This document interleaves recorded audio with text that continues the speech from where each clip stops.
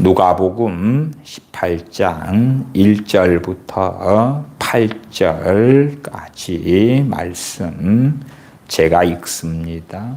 항상 기도하고 낭망치 말아야 될 것을 저희에게 비유로 하여 가라사대 어떤 도시에 하나님을 두려워 아니하고 사람을 무시하는 한 재판관이 있는데 그 도시에 한 과부가 있어 자주 그에게 가서 내 원수에 대한 나의 원한을 풀어주소서 하되 그가 얼마 동안 듣지 아니하다가 후에 속으로 생각하되 내가 하나님을 두려워 아니하고 사람을 무시하나 이 과부가 나를 번거롭게 하니 내가 그 원한을 풀어주리라. 그렇지 않으면 늘 와서 나를 괴롭게 하리라 하였느니라. 주께서 또 가라사대 불의한 재판관에 말한 것을 들으라. 하물며 하나님께서 그 밤낮 부르짖는 택하신 자들의 원한을 풀어주지 아니하시겠느냐? 저희에게 오래 참으시겠느냐? 내가 너희에게 이르노니 속히 그 원한을 풀어주시리라. 그러나 인자가 올 때에 세상에서 믿음을 보겠느냐 하시니라. 아멘. 주님께서 불의한 재판관과 가난한 과부에 대한 비유를 통하여 말씀하시고자 하는 이유는 명백하지요. 항상 기도하고 낭망치 말게 하기 위하여 말씀하시는 것입니다. 그러나 주님께서 구체적으로 7절, 8절에 명확한 결론을 내려주고 계심에도 불구하고 이러한 말씀들을 제거하는 가운데 우리가 낭망치 말고 기도하면 하나님께서 응답해 주셔. 낭망치 말고 열심히 기도하여 아름다운 인생과 삶도 얻고 행복한 부부 생활도 하고 자녀들도 기도를 통하여 아름답게 거룩하게 의롭게 바꿀 수가 있을 거야. 그러한 기대감 가운데 이러한 누가복음 18장의 구체적인 말씀들을 덮어버리는 많은 일들을 봅니다. 명백하게 누가복음 18장 주님께서 가르치신 기도에 대한 말씀을 통하여 주님께서는 아버지 하나님께서 어떠한 분이신지를 증거하고 계십니다. 그러나 저는 그리스도를 아는 지식에 대한 말씀으로 이 누가복음 18장의 말씀을 다루는데 그 이유는 명백합니다. 요한복음 10장 30절에 주님께서 말씀하셨습니다. 나와 아버지는 하나이니라. 주님과 아버지께서 다른 뜻을 가지고 계실 리 없죠. 하나이시기 때문에. 다른 목적을 가지실 리도 결코 없습니다. 또한 주님께서는 아버지 하나님의 뜻을 마지못해서 전하시는 것이 아닙니다. 아버지의 말씀, 진리를 증거하시는데 이 아버지 하나님의 말씀은 명백하게 주님 자신의 뜻이었다 하는 것입니다. 그렇기 때문에 누가복음 18장의 불의한 재판관과 가난한 과부의 비유를 통하여 기도에 대한 가르치심을 주님께서 하시면서 기도에 응답하시는 아버지 하나님께서 어떠한 분이신가를 밝히셨는데 그것은 명확하게 주님 자신이 어떠한 분이신가 하는 것을 밝히는 것이다. 말씀을 드립니다. 18장 7절에 가면 하물며 하나님께서 그 밤낮 부르짖는 택하신 자들의 원한을 풀어주지 아니하시겠느냐. 택하신 자들의 원한으로 인하여 그들은 밤낮 부르짖는다 말씀하지요. 그리고 하나님의 때에 그 원한을 아버지 하나님께서 풀어주신다고 말씀하십니다. 이러한 7절의 말씀도 가만히 살펴보면 마치 불의한 재판관에게 원한을 풀어달라고 찾아가고 또 찾아가고 또 찾아가는 가난한 과부처럼 택하신 자들이 아버지 하나님께 밤낮 부르짖는구나. 그러하지 잠깐 기도하니까 응답받는 것이 아니구나. 나아가서는 많은 믿는 사람들이 기도에 대한 책임을 스스로 짊어지지 아니하려고 그럽니다. 한국교회 등에 광범위하게 퍼져 있는 미혹 중에 미혹 가운데 하나가 중보기도의 미혹이다는 것은 누누이 오랫동안 말씀드려 왔습니다. 그러면 중보기도, 다른 사람들을 위한 도구라 합시다. 그것은 가치가 있고 매우 중요합니다. 그렇기 때문에 사도 바울도 에베소 교회나 빌립보 교회, 고린도 교회 등을 위하여 기도하는 것을 우리는 발견할 수가 있습니다. 그러나 그것은 각 개인이 해야 될 기도에 대한 책임을 결코 대신해 주는 것이 아니라는 것은 명백한 이야기가 되어집니다. 기도에 대한 책임은 각 개인들에게 있는 것이고, 다른 사람들이 나를 위하여 기도해 준다 할지라도 그것은 돕는 것에 불과하다는 것입니다. 다른 사람이 나를 위하여 기도해 주기 때문에 내가 거룩해집니까? 내가 믿음이 좋아집니까? 내게 회개가 터집니까? 안 그렇습니다. 다른 사람의 기도가 하나님의 은혜가 내게 주어지는 마중물이 될 수는 있다. 그 말이에요. 자신들의 원한 때문에 택하신 하나님의 사람들은 하나님 아버지께 밤낮 부르짖는 것입니다.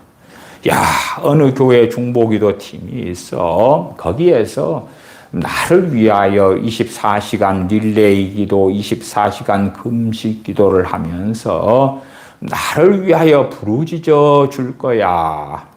그러면 나는 태평하게 먹을 거 먹고 마실 거 마시고 여행 다니고 놀 거 놀고 잘 거 자고 그렇게 평안하게 살면 돼. 다른 사람들이 나를 위하여 기도해 주기 때문에 내게 필요한 것을 하나님께서 공급해 주실 거야. 심지어 매우 많은 부모들은 이러한 방식의 잘못된 중보 기도에 대한 믿음이 가득합니다. 주님께서는 18장 8절 하반에 뭐라고 말씀하십니까? 그러나 인자가 올 때에 세상에서 믿음을 보겠느냐? 세상에서 믿음을 보겠느냐? 이 세상은, 여기에서 주님께서 말씀하신 세상은 불신자들을 이야기하는 것이 아닙니다. 불신자들에게서 믿음을 볼 수 없다는 건 지극히 당연한 일이지요. 그런데 여기에서 주님이 말씀하시는 것은 18절 하반에 그러니까 대상이 크리스천이라는 것을 알 수가 있습니다. 내가 너희에게 이르노니 속히 그 원한을 풀어주시리라 하는 너희 크리스천들. 그러나 인자가 올 때에 세상에서 어떠한 세상입니까? 세상에서 살고 있는 크리스천들에게서 이렇게 많은 주여 주여 하는 자들, 이렇게 많은 세상에 존재하는 교회들, 거기에서 믿음을 보겠느냐? 그러지 무슨 불교 신자에게서 주님께서 믿음을 보겠느냐, 이슬람 신자에게서, 무신론자에게서 믿음을 보겠느냐, 그러는 것이 아니죠. 그러면 도대체 정말 많은 주여 주여 하고 있는 크리스천들이 있는데 그들이 실상은 믿음을 가지고 있다 하는 많은 부분들이 비성경적인 믿음이다 하는 것입니다. 마치 잘못된 중보기도의 가르침을 받고 믿은 다음에 기도하는 것처럼. 그래서 많은 부모들의 입장에서는 내가 자녀들을 위하여 중보기도를 해주면 자녀들은 손 안 대고 코를 풀 수 있을 거야. 내가 자녀들을 위하여 많이 기도해주면 자녀들은 잠을 자다가도 성령님이 마실 거고 문제가 해결될 거고 자고 일어나면 환경이 좋아져 있을 거고 자고 일어나면 거듭나 있을 거고 성화돼 있을 거고 주님을 닮아가게 될 거고 성품이 좋아지게 될 거고 블라블라블라 그러한 망상적인 믿음을 가지고 있습니다. 7절 8절을 다시 읽어드리면 하물며 하나님께서 그 밤낮 부르짖는 택하신 자들의 원한을 누구의 원한입니까? 밤낮 부르짖는 택하신 자들의 원한인 거예요.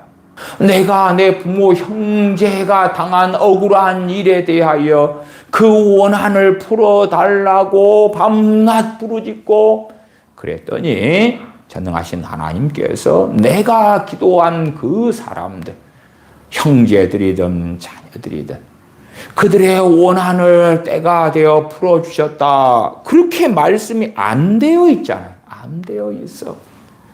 그러나 사람들은 18장 1절 그리고 나머지 2절 이하의 내용들은 자기들의 환상, 자기들이 믿고자 하는 것, 자기들이 쓰고자 하는 소설로 채워 넣는 경우가 너무 많습니다.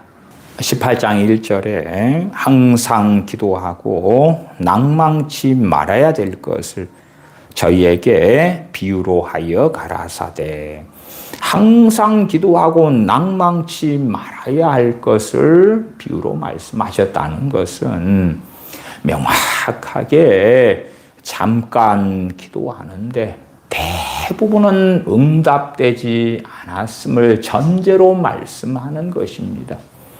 오늘 저녁에 조금 기도했는데 내일 응답이 되고 아침에 일어나서 잠깐 기도하고 하루를 시작했는데 오전 되기 전에 응답되고 그러면 주님께서 누가복음 18장에 불의한 재판관의 비유를 말씀하실 이유가 없어지는 것입니다. 그래서 최소한 이 정도면 하나님께서 응답해 주시겠지.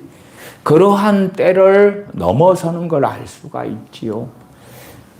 올해 말까지는 하나님이 어떻게 해 주시겠지. 그런데도 올해가 지나고 내년 되었는데도 응답이 없는 거죠. 내후년이 되면 어찌 해 주시겠지 해도 그렇지 않은 많은 일들 앞에서 진실로 많은 믿는 크리스천들은 낭망하기 쉽기 때문에 그렇습니다. 자, 그 다음에 누가복음 18장 2절부터 8절까지의 구체적인 내용을 보면 일반적인 기도와 기도의 응답에 대한 말씀이 아니라는 걸 발견하게 됩니다. 사람들은 단지 그 어떤 것들을 위하여 기도하더라도 낭망치 않고 항상 기도하고 있으면 때가 되면 응답해 주시겠거니 그런 방식으로 이 본문을 이해하기를 좋아합니다. 그러나 7절 8절로 가면 하물며 하나님께서 그 밤낮 부르짖는 택하신 자들의 원한을 풀어주지 아니하시겠느냐. 무엇에 대한 기도 응답이 됩니까? 원한에 대한 것입니다. 원한에 대한 것입니다. 아파트, 직장, 직업, 아니면 건강, 자녀들, 남편, 아내, 재산, 가난에서 벗어나는 것, 그런 것들에 대한 것이 아니라 그 말이에요. 그런 것들에 대한 기도가 그래도 낭망치 않고 항상 기도하다 보면 응답된다고 한다면 그런 것들을 위하여 열심히 부지런히 기도하는 게 하나님의 뜻이란 이야기고, 하나님의 뜻이면 무엇보다도 사도들이 먼저 구했을 것이고, 사도들이 이 세상에서 주의 일을 하면서 얼마나 물질적으로도 풍요롭고 세상에서도 명예를 얻고 영광을 얻고 칭송을 받고 핍박받는 것도 사라지고 어디에서나 환영을 받는 주의 종들로서 살아갔겠지요. 그러나 그렇지 않았다는 사실입니다. 그래서 어리석게도 주님께서는 정말 명확하게 밤낮 부르짖는 택하신 자들의 원한을 하나님께서 풀어주실 것이다. 그러나 풀어주시는 데까지는 시간이 길게 걸리는 거예요. 길게 걸려. 그렇기 때문에 항상 기도하고 낭망치 말아야 되고, 또한 원한에 대하여 기도하는 사람들은 밤낮 부르짖을 수밖에 없는 거죠. 이것은 결코 사소한 원한에 대한 이야기는 아니올시다. 사소한 많은 원한들은요, 용서해 줘야 될 것들이 대부분이라는 것을 이해하셔야 돼요. 왜냐하면 우리도 다른 사람들에게 무수히 많이 잘못하고 실수하고 때로는 죄를 짓는다는 것을 알기 때문에 그래요. 우리도 용서받기를 원하는데 그러면서 우리는 상대방들의 허물 때문에 하나님 그 사람에게 갚아주세요 한다면 정말 우리들은 주님 앞에 섰을 때에 반드시 수치와 부끄러움을 당할 수밖에 없을 것입니다. 사소한 일에 목숨을 걸지 말아라 하는 일반 서적도 있습니다. 그러나 어리석어지면 우리는 사소한 다른 사람들의 허물 가지고 그것을 굉장히 과장해서 엄청난 것처럼 나는 엄청난 상처를 받았어, 엄청난 피해를 받았어, 그런 것 가운데 하나님 갚아주세요. 그러다 보면 실상은 도끼로 자기 발등을 찍는 일이 되고 오히려 내게 그 사람 당사자에게 하나님의 진노를 불러오는 그러한 악한 강팍한 기도가 되고 말 것입니다. 용서의 문제는 굉장히 어렵습니다. 그래서 주님께서 용서에 대한 많은 말씀을 하세요. 어떤 형제라 하는 자가 죄를 지었을 때에 어떤 과정을 통해서 처리해야 되느냐, 마지막으로 교회에 말하고 교회가 죄 지은 사람에 대하여 말할 때에 그가 듣지 않으면 이방인과 세리처럼 여겨라. 그러나 그러한 것도 결코 사소한 문제에 대한 것이 아닙니다. 사소한 것을 가지고 증인을 동원하고 사소한 것을 가지고 교회에 말하고 그렇다면 그 사람은 정말 어리석은 사람이 될 것입니다. 그러니까 어떤 형제라는 자가 내게 죄를 지었다면 그 죄를 가지고 그 형제를 책망하고 다루고 그럴 때에 그것은 심각한 사안에 대한 이야기일 수밖에 없다는 것은 아셔야 돼요. 그런데 이제 믿음의 형제 문제가 아니라 정말 하나님께 원한을 갚아달라고 기도할 수밖에 없는 사항, 그 원한을 가지고 하나님께 밤낮 부르짖는 그 일, 그러한 일에 대해서도 용서해라, 덮어버려라, 그러한 잘못된 극단적인 가르침도 아주 많습니다. 물론 그 사람은 당사자가 아니기 때문에 그렇겠지요. 자, 지금도 김정은이의 고사총에 의하여 많은 북한의 주민들이 죽어가고 있고, 심지어 북한의 지하교회 교인들이 죽임당하고 있습니다. 아오지탄광 같은 끔찍한 곳에서 고통을 받는 많은 북한 주민들이나 크리스천들도 있습니다. 그러한 당사자가 아니기 때문에 하나님은 김정은이도 사랑해요. 김정은이 하나 변화되면 북한 동포들에게 얼마나 큰 복과 은혜가 있겠습니까? 김정은이의 구원을 위해 기도합시다. 몇 년 전에는 한국의 유명한 아무개 목사가 김정은이에 대한 하나님 주신 음성을 들었다 그랬잖아요. 그도 내가 사랑하는 아들이니라. 그래서 그러한 하나님의 음성을 자기가 목회하는 교인들에게 하니까 교인들이 부지런히 김정은의 구원을 위하여 기도를 계속 했었어요. 구원은 절대 값싼 것이 아닙니다. 얼마나 복되고 귀한 하나님의 선물입니까? 그러나 알량한 인본주의 사랑에 의하여 악인들에게 우리 주 예수 그리스도의 피로 인하여 생명으로 인하여 주어지는 말할 수 없이 크신 은혜의 선물인 구원을 악인에게 주라는 거예요. 악인에게 주라는 거예요. 하나님, 저 악인에게 천국을 주세요. 지옥에 들어가지 않게 해주세요. 구원해 주세요.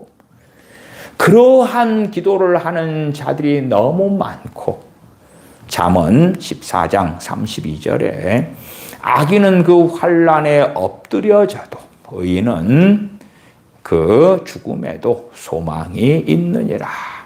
악인은 그 환난에 엎드려진다 선언하시는데 하나님 안 됩니다.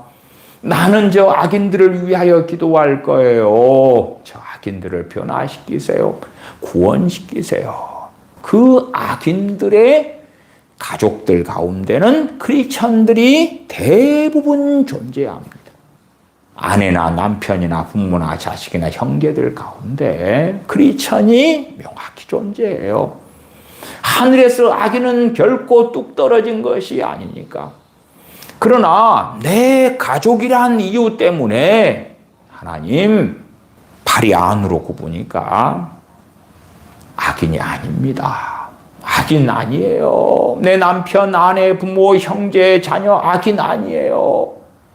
물론 악인이 아닌 사람을 악인이 아니라고 생각하는 건 지극히 그 사람이 정상이다는 이야기가 되겠습니다만은 시편이나 잠언, 전도서 등은 누가 의인이고 누가 악인인지 구체적인 내용들을 엄청나게 기록합니다. 그러나 다 필요 없고요. 내가 사랑하는 내 가족들은 다 괜찮은 사람들이에요. 좋은 사람들이에요. 착한 사람들이에요. 문제가 있어도 아주 조금 있을 뿐이에요. 그러니까 나가도 들어가도 복을 받게 해주세요. 떡반죽 그릇에도 복을 받게 해주세요. 그것은 하나님을 기만하겠다는 것이지요. 시편 37편 17절에 악인의 팔은 부러지나 의인은 여호와께서 붙드시는도다. 시편, 잠언, 전도서의 의인이 누군가? 말씀대로 살아가는 하나님을 경외하는 사람들인 의인들을 말씀하고 있어요. 시편 4편 3절에 여호와께서 자기를 위하여 경건한 자를 택하신 줄 너희가 알지어다. 내가 그를 부를 때에 여호와께서 들으시리로다. 내가 그를 여호와를 부를 때에 내가는 첫째는 다윗이고요. 두 번째는 경건한 자들에 대한 대표성이에요. 하나님께서 경건한 자들을 자신을 위하여 택하셨는데 그 경건한 자들이 하나님을 부를 때에 하나님께서 들으신다고 말씀하시는 거예요. 그것도 내가 경건한 사람이다. 내가 경건한 사람인데 내가 사랑하는 경건하지 않은 사람들, 내가 사랑하는 심지어 악한 사람들, 그들을 위하여 내가 기도해도 여호와께서 들으시리로다는 말씀을 결코 하고 있지 않습니다. 그러나 어리석어져 버리면 내가 하나님을 경외한다, 경건한 자다, 그러기 때문에 내가 사랑하는 그 누구라도, 그들이 어떤 자들이라도 내가 위해서 기도만 하면 하나님이 들어주실 거야. 내가 경건한 자고 그의 기도를 하나님이 들어주셔. 북한의 2,500만 명을 위하여 기도하고 중국의 14억 명을 위해 기도하고 인도의 14억 명 이상의 사람들 위하여 기도하고 하나님이 들어주실 거야. 아니에요, 아니에요. 내가 하나님을 경외하는 경건한 자일 때 내가 나를 위하여, 그러나 내가 나를 위하여서란 이야기는 내가 경건한 자고 하나님을 사랑하는 자고 의의 길 진리의 길을 걷는다면 경건한 자인 나는 무엇을 가장 중요하게 여기겠는가?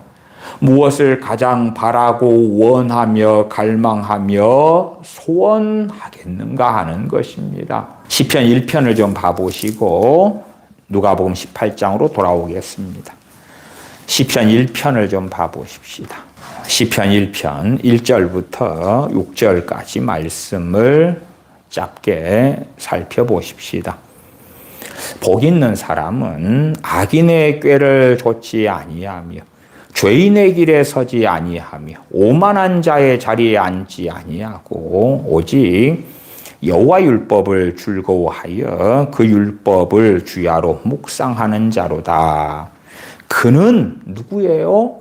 악인의 꾀를 좇지 않는 그 사람, 죄인의 길에 서지 않는 그 사람, 오만한 자의 자리에 앉지 아니하는 그 사람, 오직 여호와 율법을 즐거워하여 그 율법을 주야로 묵상하는 그 사람. 그 사람은 시냇가에 심은 나무가 시절을 쫓아 과실을 맺으며 그 잎사귀가 마르지 아니함 같으니 그 행사가 다 형통하리로다.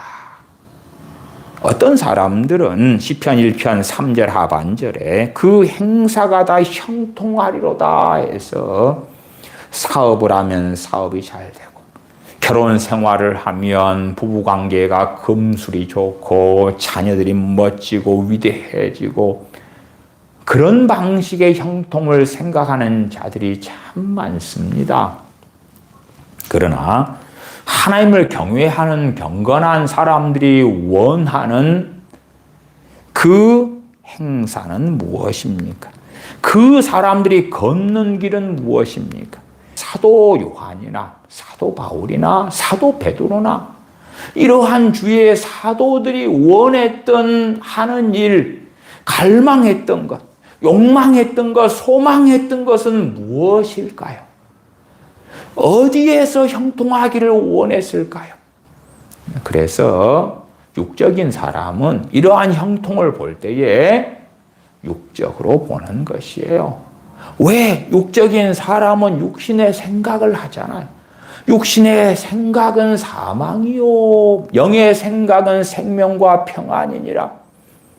하나님을 경외하는 사람들은 영의 생각을 하고 그리고 형통합니다. 주님을 닮아가기 원하고 그의 소원대로 주님을 닮아갑니다. 주님과 동행하기 원하고 그의 소원대로 주님과 동행합니다. 성령님을 따라 행하기를 원하고 그의 원대로 성령님을 따라 행하는 삶을 살게 됩니다. 주님을 닮기 원하고 그는 주님을 닮아갑니다. 의의 길, 진리의 길을 걷기 원하고 그는 의의 길, 진리의 길을 걸어갑니다. 그는 진리 가운데 행하기를 원하기 때문에 하나님의 말씀을 깨달아서 말씀대로 살기 원하며 성령님께서 그에게 말씀을 깨닫도록 도와주시고 역사하십니다. 그 하나님을 경외하는 사람들은 썩어질 것을 구하지 않습니다. 썩지 아니할 것을 구하죠. 그래서 썩지 아니할 일들 가운데 그들의 행사는 형통하게 되는 것입니다. 그러나 육신의 생각을 하고 육체와 마음이 원하는 것을 하고 살아가는 사람들이 시편 1편 2절 같은 말씀을 마음대로 왜곡해가지고 그렇게 생각하는 사람들 또한 그렇게 설교하는 설교자들도 제가 여러 봤습니다. 오직 여호와 율법을 즐거워하여, 그러니까 교회가 우리는 여호와 율법을 즐거워합니다. 성경 통독을 합시다. 정교인 1년에 성경 1독을 합시다. 그러면서 봐보세요. 우리는 시편 1편 2절의 사람들입니다. 우리는 봐보세요. 하나님의 말씀을 사랑하기 때문에 그 율법을 주야로 묵상하기 때문에 시간이 주어지면 성경을 읽습니다. 어떠한 교회는 성경 필사하는 교회가 있어요. 성경을 필사하는 것과 말씀을 묵상하는 것은 다른 것입니다. 성경을 읽는 것과 성경을 묵상하는 것은 다른 것입니다. 그러나 쉬운 것 가운데 하나는 성경 읽기입니다. 물론 성경 읽기는 복되고 귀하고 너무 좋고 좋은 것입니다. 그러나 말씀의 의미를 깨달아가기보다도 단지 성경을 얼마나 읽었나, 1년에 1독을 했나, 나는 평생에 몇 독을 했나, 그런 것에 빠지는 사람들은 아무것도 모르는 사람들로 발견될 것입니다. 그러나 어리석어지면 나는 성경을 많이 읽어요. 나는 성경을 필사해요. 나는 성경을 암송해요. 그렇기 때문에 복이 있는 사람에 해당이 된단 말입니다. 그러는 생각을 하기도 합니다. 1편 4절로 가면 악인은 그렇지 않으며, 복 있는 사람은 의인에 대한 이야기고요. 악인은 그렇지 않으며 오직 바람에 나는 겨와 같도다. 그러나 내가 항상 기도하고 낭망치 말고 기도합니다. 악인들을 위하여.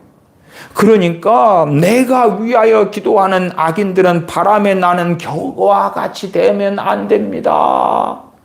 바람이 불면 겨는 그냥 날아가 버리죠. 날아가 버려요.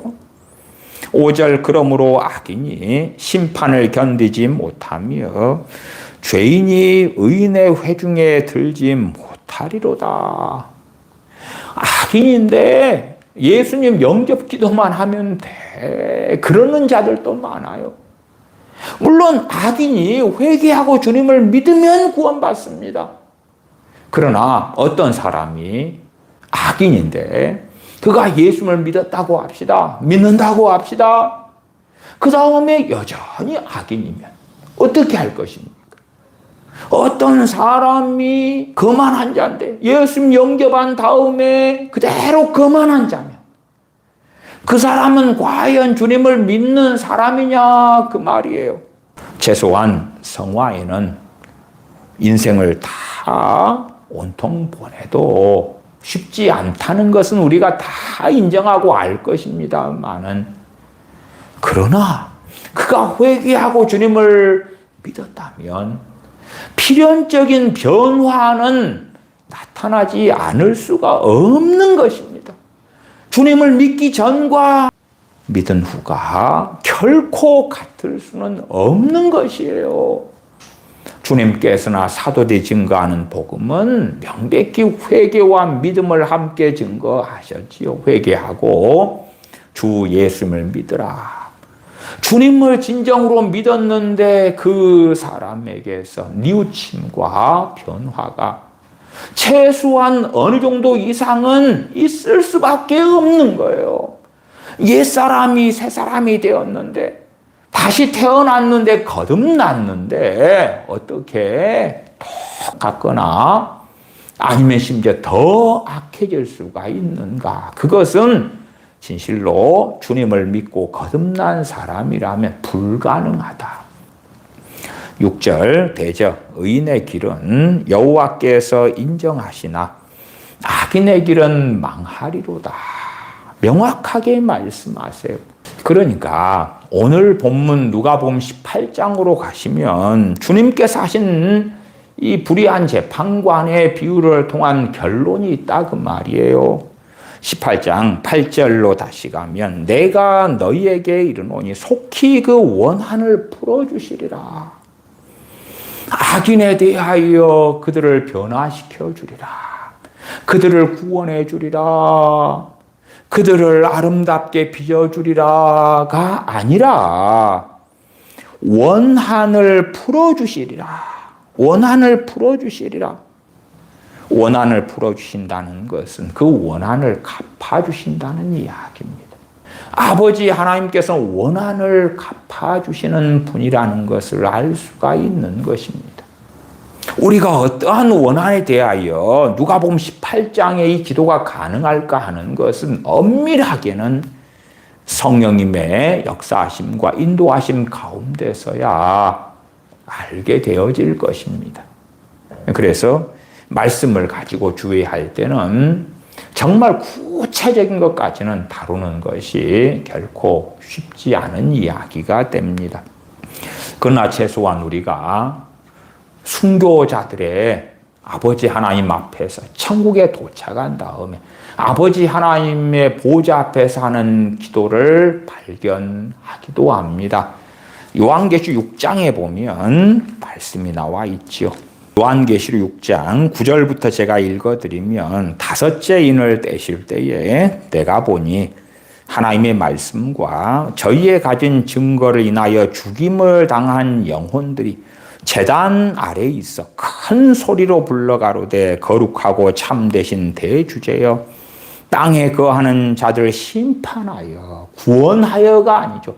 심판하여 땅에 거하는 자들을 용서하여 저들이 우리를 주님 때문에 죽였습니다. 그러나 저들도 구원해 주세요.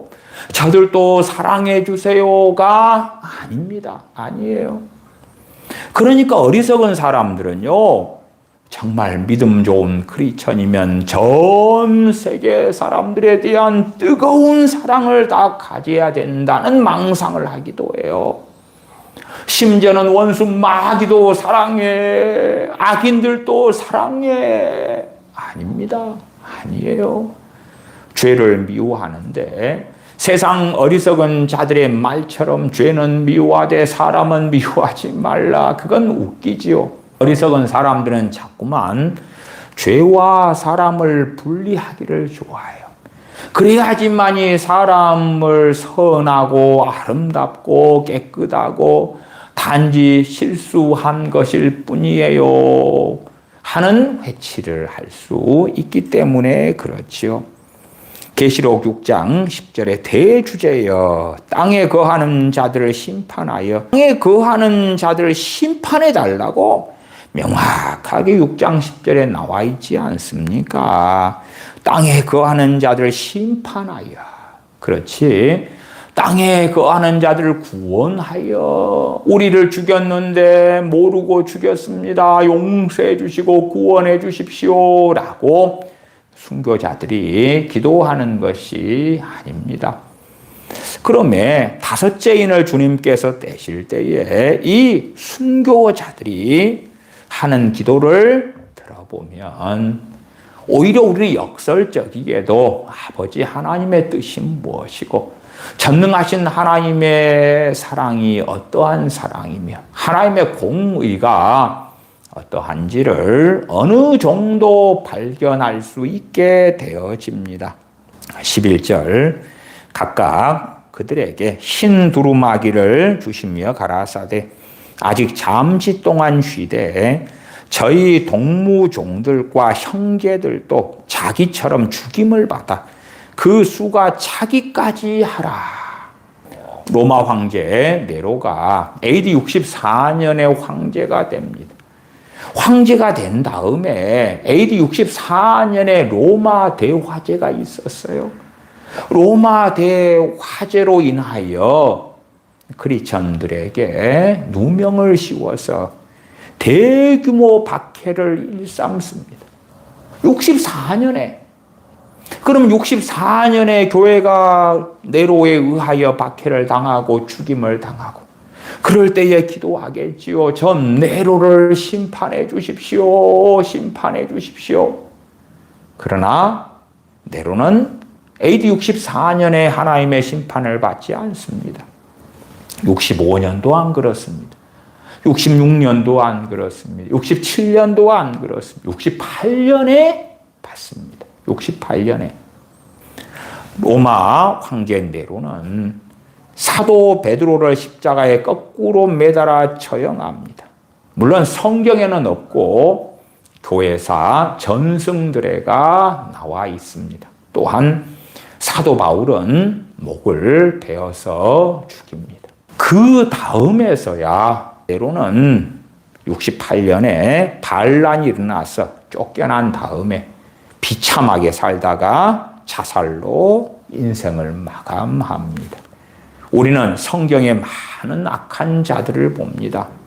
기본적으로 헤롯 대왕이 있어요. 헤롯 대왕. 헤롯 대왕을 통하여 라마의 통곡 소리가 울리지요.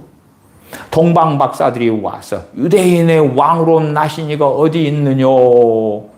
그를 만나거든 내게 알려달라. 나도 경배하겠다. 그렇게 해놓고 동방 박사들이 계시를 받아서 고향으로 돌아갑니다. 그러니까 베들레헴에 있는 남자 아이들을 2살 이하로 다 죽이는 거예요. 라마의 통곡 소리가 울립니다. 그리고 시간이 지나서 하나님의 정하신 때에 하나님의 심판이 헤롯 대왕에게 나타납니다. 요세푸스의 유대 고대사에 보면 헤롯 대왕이 죽어갈 때에 그는 병들어 죽었는데 그의 복부가 부풀었다. 악취가 난 그의 양과 구더기가 생겼다. 극심한 가려움과 통증으로 고통받았다. 생식기 부위가 썩어 들어갔다. 그러한 비참한 가운데 시달리다가 죽었다. 그럽니다. 그러나 라마의 통곡 소리를 내게 만든 다음에 즉각 하늘에서 번개가 쳐서 그를 죽인 것이 아니었습니다. 하나님의 때, 하나님의 때. 사도 야고보를 죽인 헤롯 아그리파 1세가 있습니다. 그의 죽음에 대해서는 사도행전 12장에 나와 있어요. 이것은 신의 소리요 사람의 소리가 아니라 하나님의 영광을 그는 도둑질합니다. 그래서 주의 사자가 헤롯을 쳐서 벌레에게 먹혀 죽으니라 말씀이 기록됩니다. 사람들은 이러한 누가복음 18장에 항상 기도하고 낭망치 말아야 될 것을 저희에게 비유로 하여 가라사대 그러면은 우리의 어떠한 기도 제목들이라도 많이 항상 기도하고 낭망치 않고 밤낮 기도하면 될 거야. 내용이 그게 아닙니다. 내용이 그게 아니에요. 2절로 가십시다. 가라사대 어떤 도시에 하나님을 두려워 아니하고 사람을 무시하는 한 재판관이 있는데 그 도시에 한 과부가 있어 자주 그에게 가서 내 원수에 대한 나의 원한을 풀어주소서. 어떤 사람이 내 원수입니다. 그를 용서해 주세요. 그런 게 아니지요. 용서해 주세요가 아닌 거예요. 주님께서 이렇게 비유를 통하여 말씀하시면서 자, 이 비유에서 가난한 과부는 잘못했다. 내 이웃을 사랑해라고 했지 않느냐. 내가 산상수훈에서는 원수도 사랑해라고 했지 않느냐. 그런 식으로 내용을 변개시킬 수도 있겠지요. 물론 전혀 진리가 아니지요.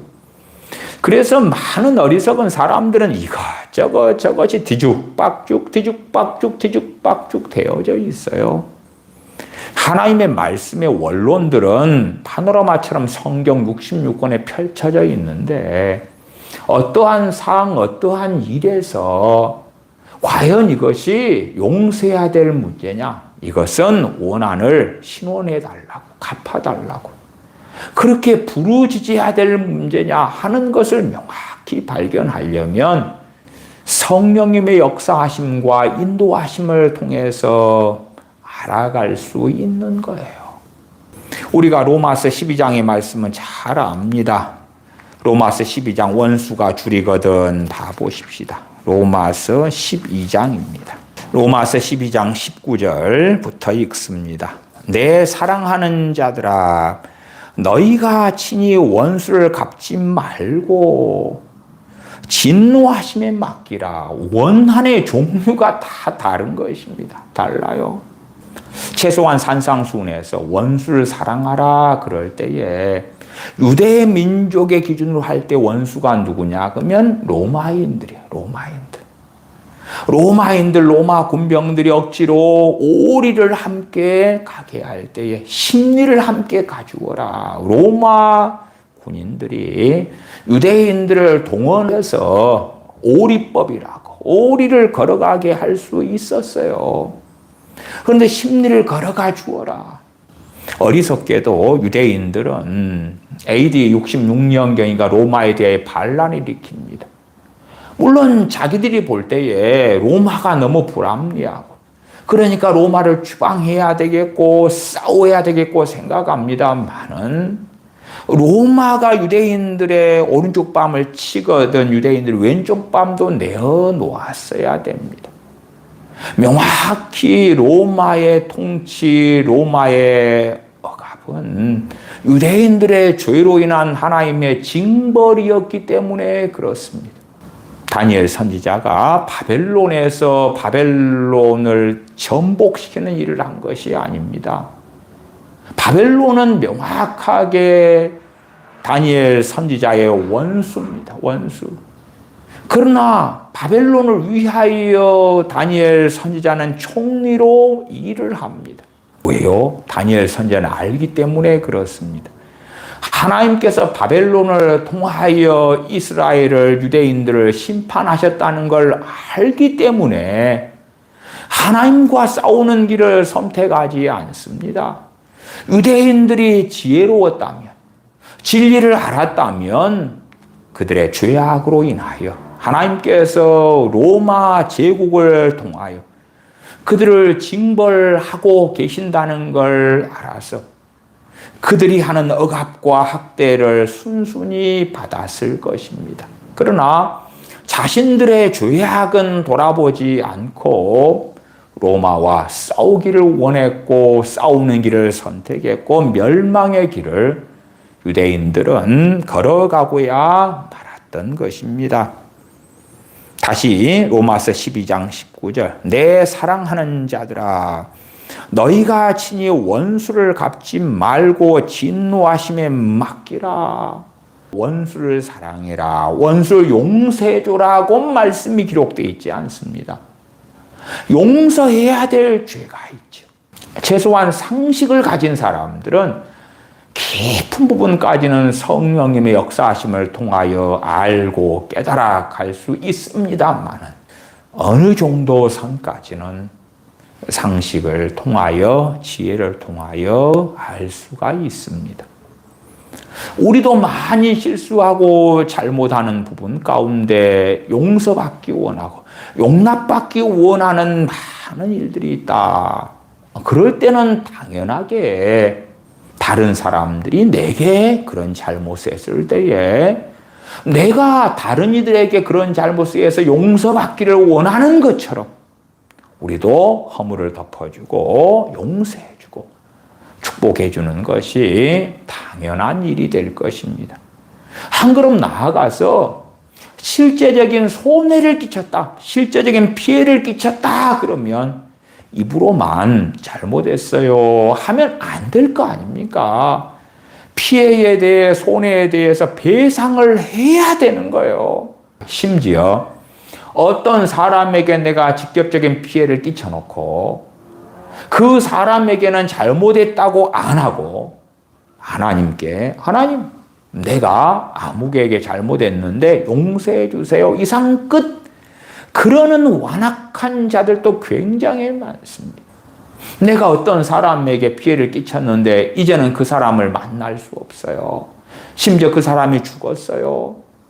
그러면 어떻게 할 수 없는 부분이 존재할 것입니다만은 내가 아무개에게 1,000만 원의 명확한 손해를 끼쳐놓고 저 사람을 만날 수도 있고 연락도 할 수 있고 그런데 내가 잘못했다고 사죄도 안 하고 그 다음에 갚을 수 있는데 안 갚는다면 그것은 정말로 주님 앞에 섰을 때에 그 사람은 악한 자로 판명이 나고야 말 것이다. 너희가 친히 원수를 갚지 말고 진노하심에 맡기라.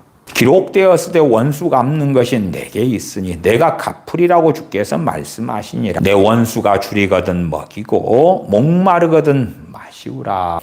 내 원수가 줄이거든 먹이고 목마르거든 마시우라.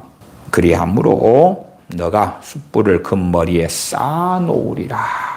내가 보복을 하지 않고 전능하신 하나님께 원수 갚는 것을 맡겨드리는 거예요. 주 하나님께서 원수 갚는 것이 내게 있으니 내가 갚으리라고 말씀하시니라.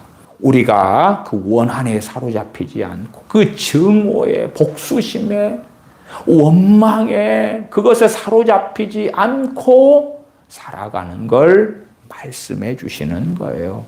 정말 하나님의 보복, 하나님의 원수 갚으심이 나타나려면 우리는 20절, 21절 같은 삶을 살아야 한다고 말씀하는 거예요. 내 원수가 줄이거든 먹이고 목마르거든 마시우라. 그리함으로 네가 숯불을 그 머리에 쌓아놓으리라. 악에게 지지 말고 선으로 악을 이기라. 저 악한 자들에겐 내가 어떻게 선을 베풀 것인가? 물론 구체적으로 어떻게 그렇게 살 것인가 하는 것에 대한 정답표는 성령님의 인도하심 가운데 내가 어떻게 행할 것인가? 사람들이 생각하는 선은 어떤 사람이 내게 요구하는 대로 간이고 쓸개고 다 빼주는 걸 선으로 주장할지 몰라도 선의 기준은 하나님의 말씀이죠. 하나님의 말씀. 6절 주께서 또 가라사대 불의한 재판관의 말한 것을 들으라 하물며 하나님께서 그 밤낮 부르짖는 택하신 자들의 원한을 풀어주지 아니하시겠느냐. 그들에게 오래 참으시겠느냐. 원수들에게 오래 참으시겠느냐. 전능하신 아버지께서는 보복하시는 하나님, 원한을 갚아주시는 하나님. 그러나 일상사에서 벌어지는 상당히 많은 일들은 실상은 우리가 원한을 가질 일 자체가 아닌 경우는 많을 거라.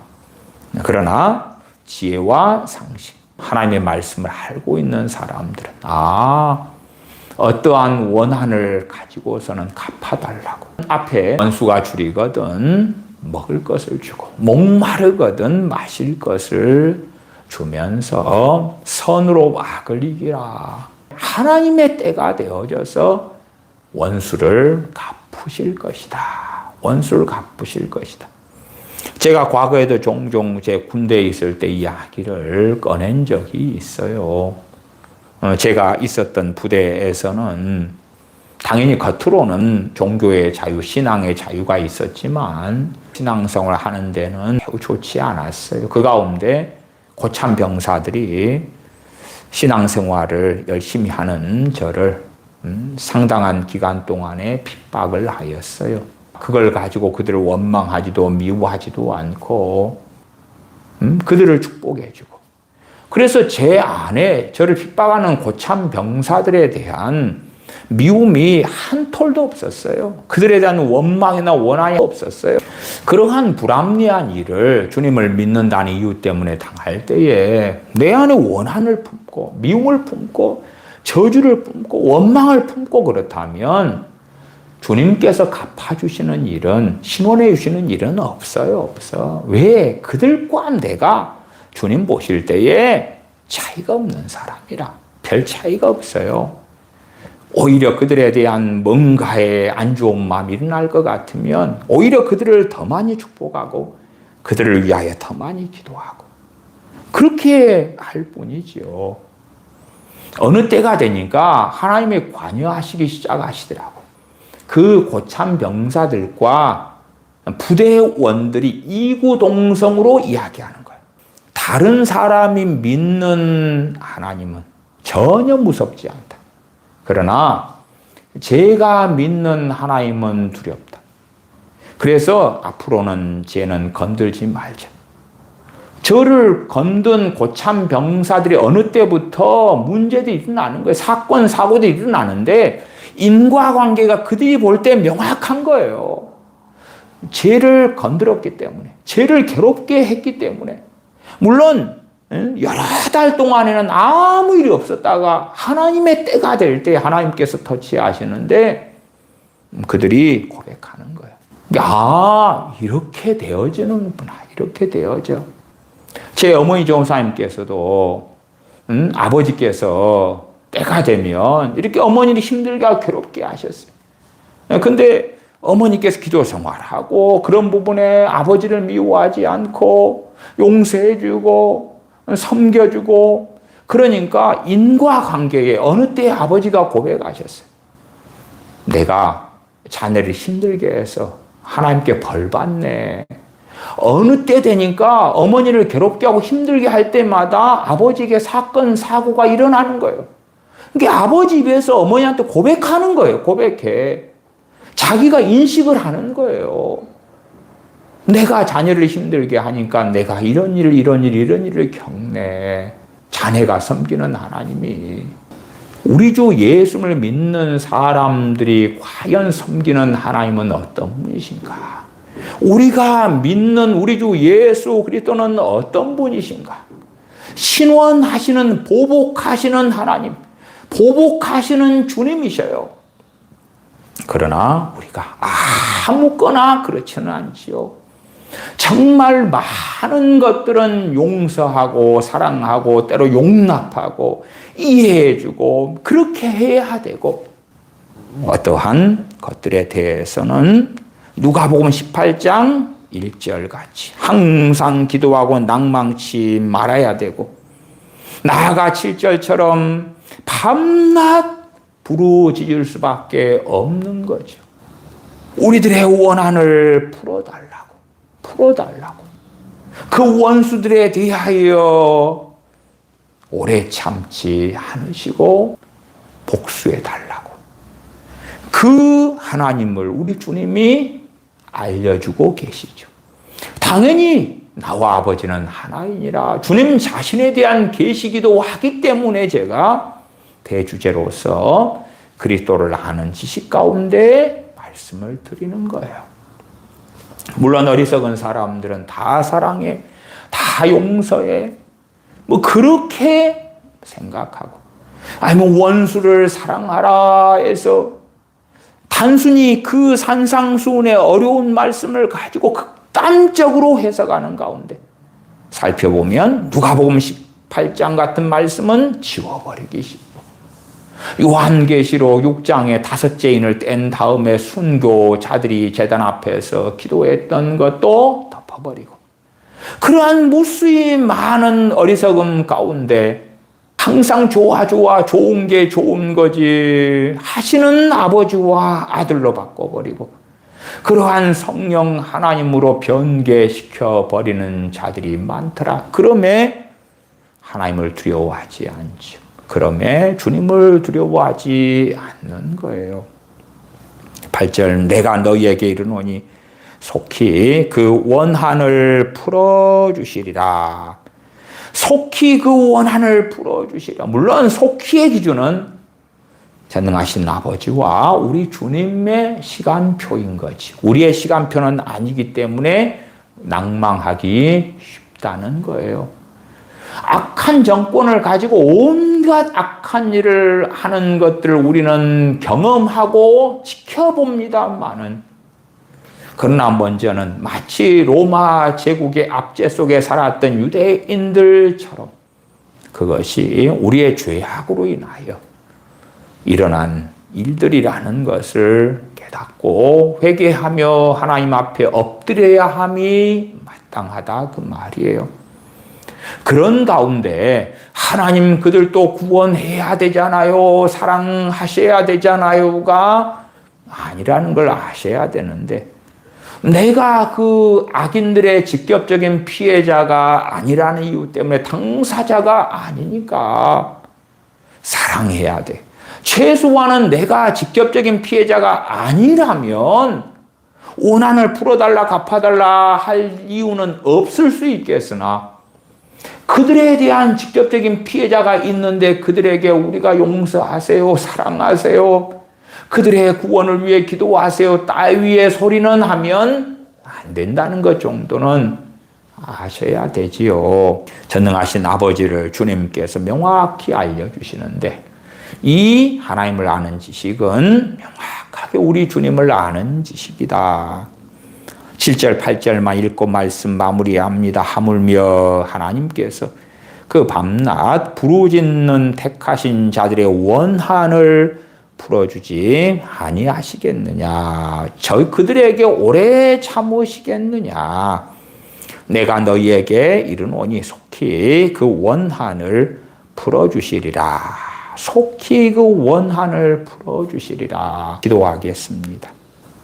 살아계신 아버지 하나님, 우리 주님을 통하여 아버지 하나님이 어떤 분이신지 명확하게 증거해 주심에 감사를 드립니다. 또한 아버지와 아들께서 한 분이신 줄을 저희가 믿고 알기 때문에 우리 주님께서 어떠한 분이신지를 저희가 듣고 보매 전능하신 아버지를 경외하는 자들로 거룩하신 주님을 두려워하는 자들로 인생의 여정 또한 신앙의 걸음걸음을 살다가 사랑하시는 아버지 하나님 앞에 서는 저희가 되게 하여 주시옵소서.